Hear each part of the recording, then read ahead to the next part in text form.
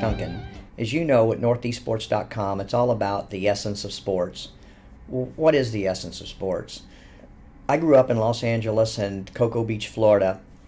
I remember my mother taking us kids to the games in Cocoa where the Astros had spring training. People like Carl Yastrzemski, Johnny Bench, Pete Rose, all the greats of the late 60s and early 70s in baseball. If they really hadn't started training in Arizona much yet, so they all would come to Cocoa and play the Astros. And it was really up close and personal, very, very similar to an Allen Americans game here at Allen Event Center, wherein the children are right there with the players as they come in and off the ice. I still remember Sparky Anderson up here. He signed my baseball. It was real busy. There were fans everywhere. He invited my friend and I to come sit in the back of his big red Lincoln, and that's a memory I'll never forget. My mother going to the side of the bus to help us get Johnny Bench's autograph. He was so bombarded. He told her, "Hey, come around to the side. I'll open the window and sign your boys' baseball." So it was some of those moments. Then over the years, I progressed. I played football, stopped growing, had to go to golf. Got to play in the amateur tour for several years, and for me, I thought that was quite an accomplishment. I loved golf. But there were certain individuals over the years, your Jack Nicklaus, your Tom Watson, who, I would watch them in the Masters, and they were so peaceful over the ball.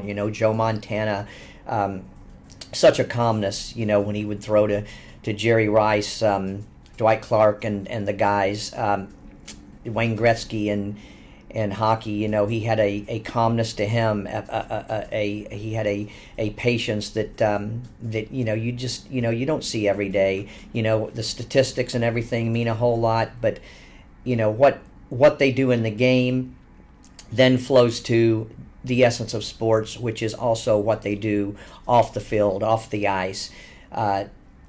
What impact some players have had on the youth of our communities and in the entire United States and the world as a whole is unbelievable. And unfortunately, we've lost that with a lot of players over the last several decades. That's diminished, wherein their professionalism and their great play bleed off of the field into a classiness that they have off of the field in influencing our youth. So basically, the essence of sports is which player out there has given some type of influence to the youth of our communities to excel not only in sports but maybe business. I've applied everything I've learned over the years in sports to my business as well, or in life in general. There are a few players out there left that do that.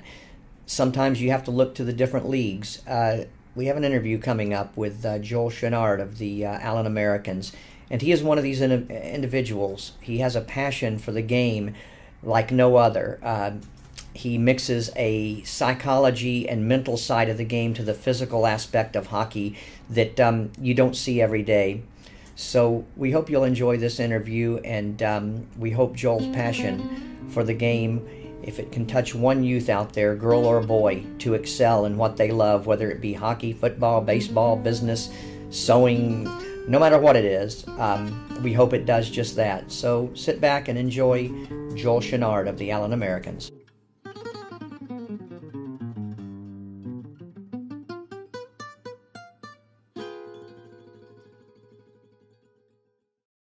Hi, this is Rick Duncan with NortheastSports.com. We're here with Joel Chouinard of the Allen Americans.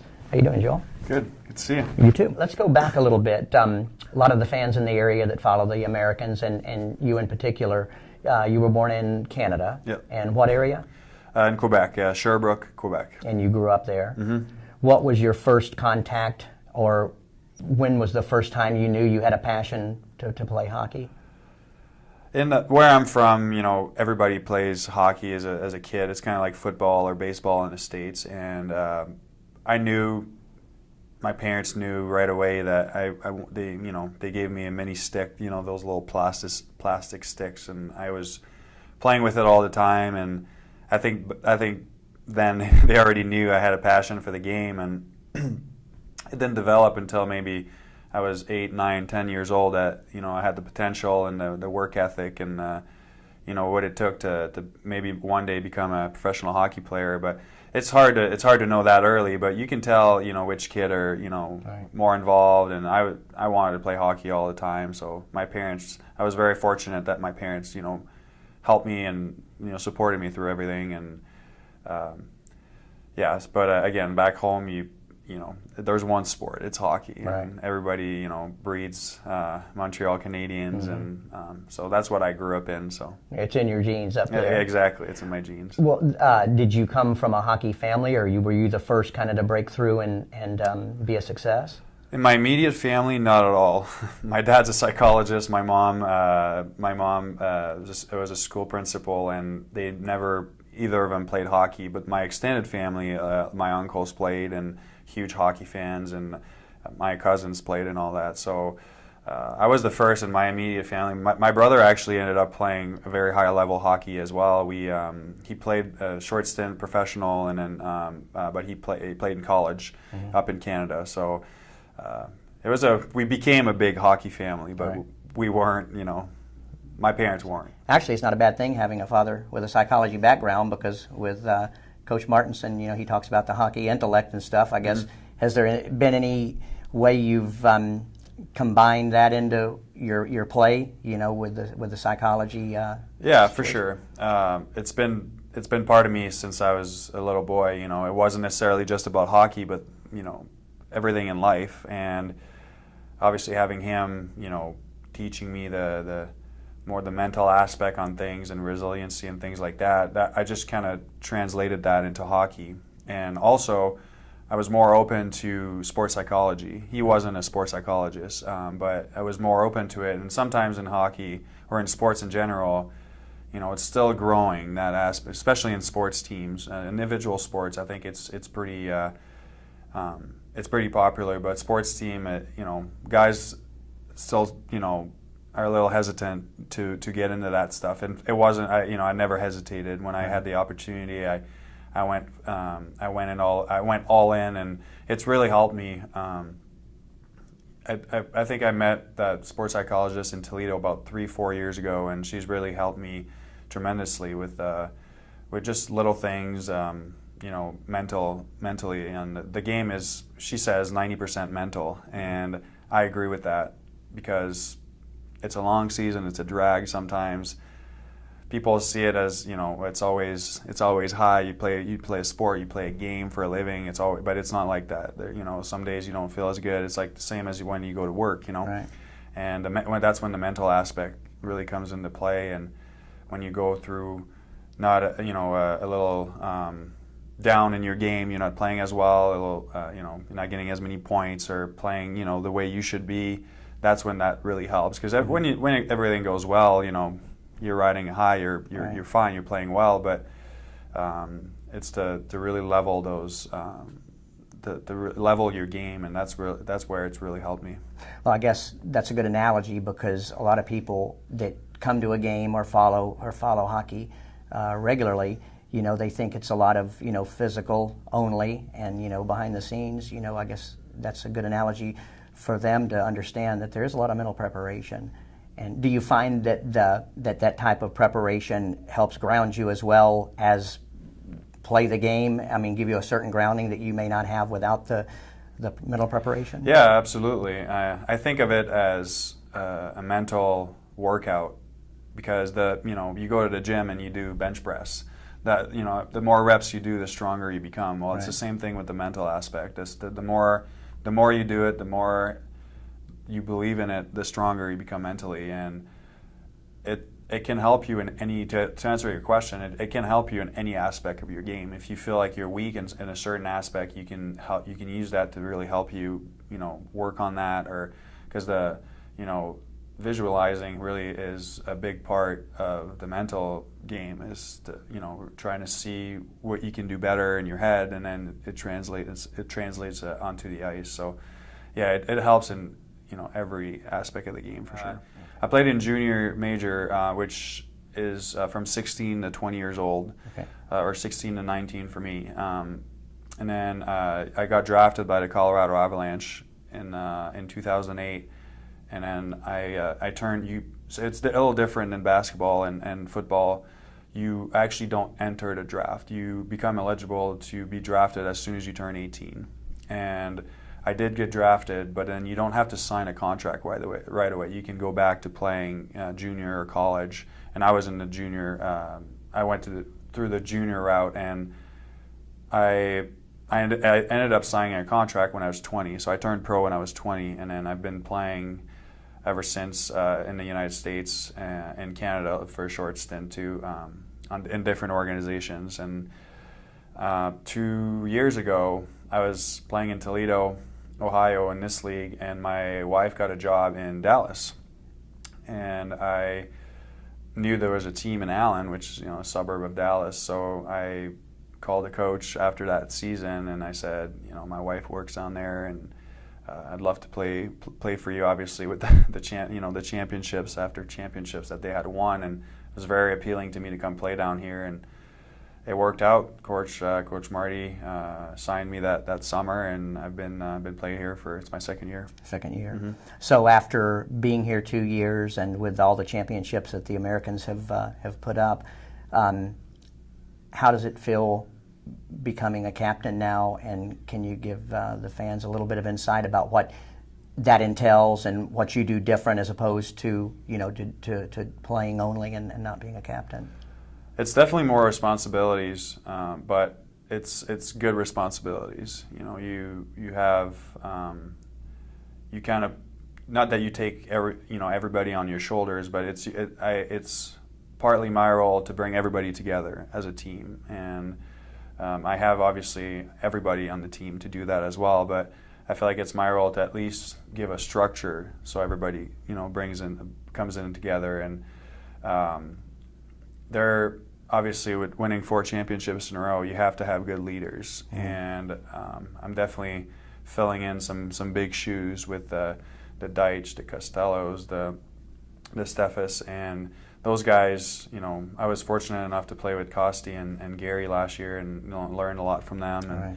I've played for a lot of great captains in my life, and try to learn a little bit of what they did, but also trying to stay true to myself. And even our equipment manager, he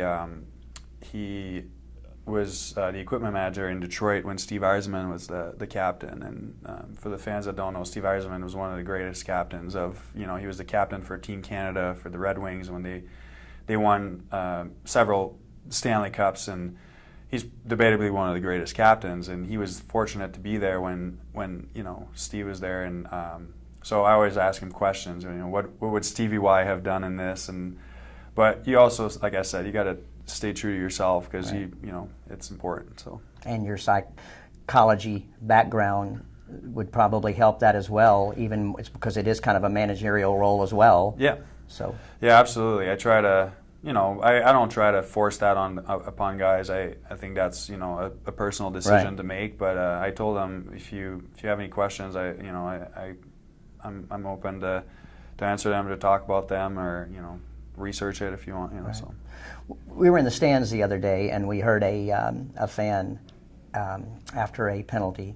You were over talking to one of the officials, and they said, "I wonder why he's over there talking to the official." Is that part of your captain role that you consult? Can you give us a little insight on what that's about? So, technically, you're not allowed to talk to the ref unless you have a letter on your jersey. Okay. That's a rule. It's not really enforced.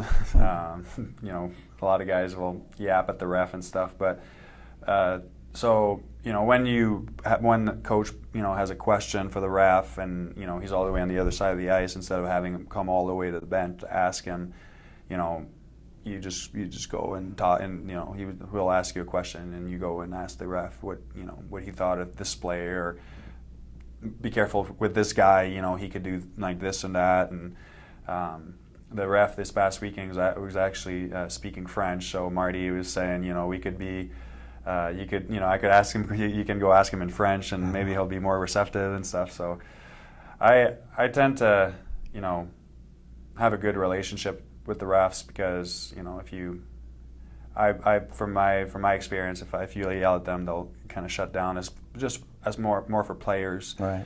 Obviously, there's some psychological, mental game playing, to be played between the coach and the ref, and I understand that. But as far as a player, I think it's good to be more civil and talk, and so that's kind of the role of the assistant captains. And I'm not the only one going there. I know Zabby and Zabatel, and all the other assistant captains go there and talk to the refs. So kind of a respect thing as well. It Yeah. looks like too. Mhm. Yeah. As far as, say, personally, is there anything that you would like your fans to know about you, about a hobby or about something that you have a strong interest in that they may not know? Pretty simple. I don't really have too much going on. I do take online school right now, so that takes up a lot of my free time when I get home. And other than that, I like to golf. I like to cook. I love to cook, and just entertain at home. We got a house last winter, so I'd love to have people over and hang out. What's your favorite food to cook? Anything in particular? Not really anything in particular. We love to try new things, and especially I love to cook for people. Cooking for yourself is not the greatest. It's not as good. Yeah. No. So yeah. Do you care to tell us your handicap? Golfing? I'm not very good. I'm not very good. I love to golf, but I wish I were better, but I'm not very good. I hack more than I. There's a lot of fans in the North Dallas area that have never been to an Allen Americans game. Can you give them a little insight on what to expect if they did come to check one out? You're gonna have a blast. It's I personally love minor league hockey because it's exciting. The game's a little bit more open than the NHL. It's not as obviously as skilled because the guys are a lower level, but it's still highly skilled hockey. Guys can make plays. They can hit. They can fight. Goalies are really good. It's really exciting. It's more of a back and forth type game that's keeps you on your toes. So I love hockey. It's obviously I'm biased. My favorite sport to watch, but it's very fast paced, and everybody that comes to a game usually comes back. Everybody that goes to their first hockey game usually comes back and say, "Wow, that was I didn't understand a thing that was going on, but I had fun. It was fun to watch." So obviously, once you get to know the rules and everything, you start understanding more. And personally, I think it's similar to basketball because it's a lot of back and forth and a lot of skill plays and fun, but it's a little bit more physical. So that's that aspect too. And obviously, you're allowed to fight. So a lot of fans like that, and it's a lot of fun. They won't be disappointed. That's for sure. Well, I'm one of those fans because the first time I went to a hockey game, I was definitely sold, and it's great to be in an area that has a hockey team right around the corner from us. Yep. Now, you were a defenseman. Yep. Have you always played that position? Yes. Well, I shouldn't say yes. I started as a forward until I was about 10 years old, and then I switched to defense. My coach, I think I was 11 or something like that, and my coach said, if you want to make this team, you have to be a defenseman. And I said, okay, sure, and then never looked back. So it was a good move. Given that position, let's say somebody that you mentioned might just be learning hockey, trying to figure out what the positions are, what the rules are. What do you do on defense as far as what's your primary role, say? Well, in hockey, you're as a defenseman, your role is to defend goals, but it's much more complex than that. You have to make good passes to your forwards so they can move in the offensive zone, and you have to be a really good outlet in the offensive zone to release the pressure, and so it's a very complex game, and I love defense because I can see the whole play in front of me. Right. As a forward, it's more of a you just go, but as a D, you can kind of slow the game down, so yeah, that's I guess that's how I would describe a defenseman. So comparing it to basketball, would it almost be for someone to fully get the gist of it, more of the forward position in basketball as compared to the defense in hockey? Yeah, I think so because you got to get rebounds and things like that. So I guess that would be a kind of similar thing, because especially in front of our net in hockey, the defense are there. We call it box out. I think they call it the same thing in basketball. You got to box out to make sure they don't get the rebound and put it in the net. So Right. it's that's a similar aspect in basketball. I actually never thought of it that way, but that's a good analogy. Being that you got involved in hockey at a real early age, let's say there's a lot of kids around the area here that love hockey. Is there any advice you can give to, say, an 8 to 10-year-old boy that has the passion and wants to propel, in his hockey career as he grows older? Any advice you can give that Yeah, guy? and I'll even add on to that. I'll add the girls too, because girls hockey is growing a lot in the Dallas area in the United States and Canada.